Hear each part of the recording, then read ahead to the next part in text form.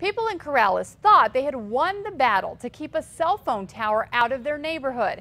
But today, they're learning AT&T has filed a lawsuit against their village. News 13's Lizzie Mitri is in the Newsplex with that.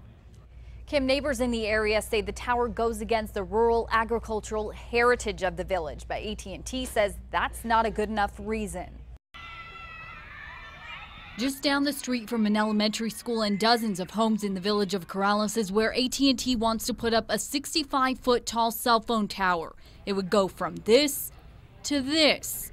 The company says it will help fill a major gap in cell coverage, while neighbors say it will just be a major eyesore. It's a scenic area to begin with, and the last thing we want is a 68, 70-foot cell phone tower here in our vicinity. They worry one could lead to more. Corrales could be called Cell Tower Alice. And they're not the only concerned neighbors. The village has stacks of letters and emails from residents against it, saying the village shouldn't make an exception for AT&T and allow them to exceed the 26-foot height limit imposed on other buildings in the area. 26-foot limit is generally acceptable as far as getting a tower high enough to communicate within the village, certainly.